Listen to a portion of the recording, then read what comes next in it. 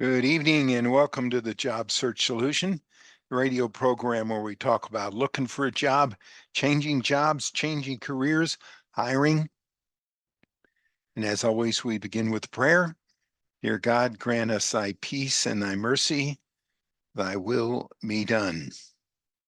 As we do every Wednesday evening, in just a few minutes, we'll be with Rich Slavinsky talking about consultants in the workplace and what the new year is going to bring consultants and what he sees coming up in the new year for consultants. It's a real interesting topic. He's seen many of them and he has some real interesting ideas about what the new year is going to bring.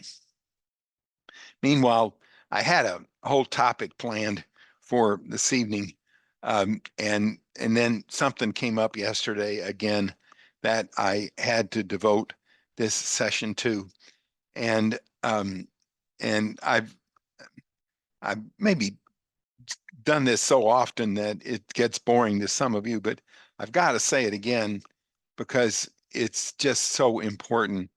And it has to do with your resume. I had an old friend of mine, I placed him in one of his first jobs 20 years ago. He's been a COO and a CEO, and he's now looking for a new position. And he needed to write a resume.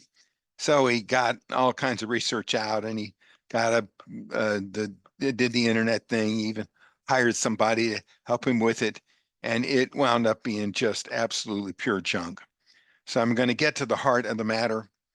And look, you've got to keep your resume simple. Resume writers, people that write resumes for you, people that are online writing resumes, telling you how to do it, are writing a resume for you. They are selling you a resume. They are telling you what you want to hear about a resume. They are writing a resume so that when you read it, you think, oh, that's really great. That's what I want my resume to read to people. A resume isn't for that. A resume is not going to get you a job. A resume is supposed to get you an interview.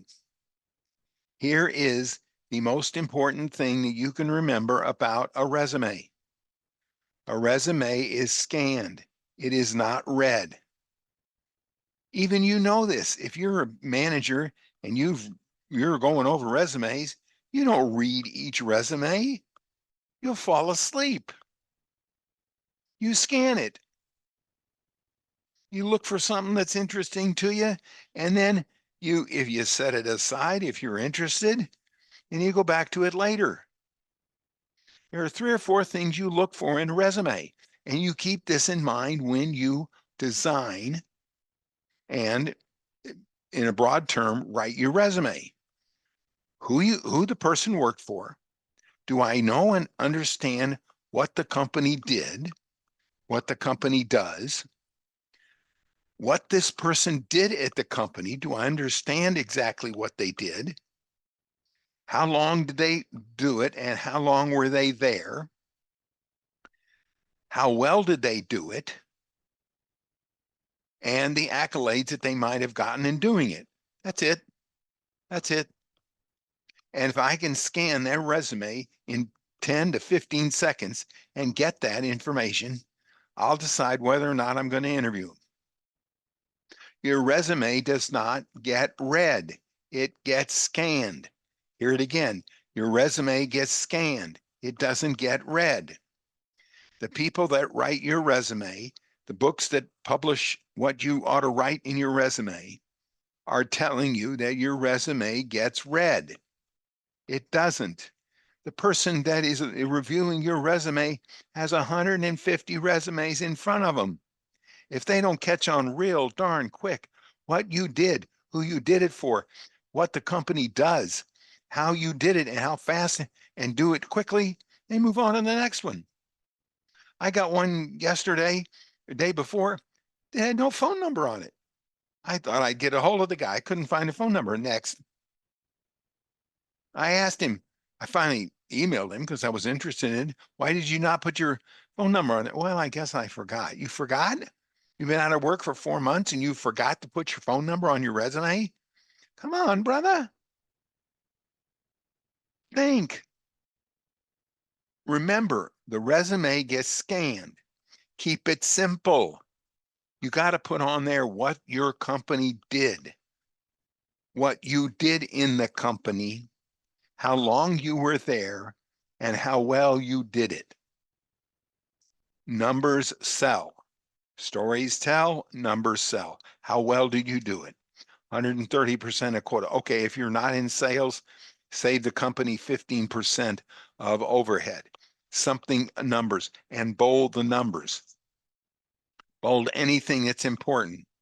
Bold something that sticks out that makes it important. Keep it simple.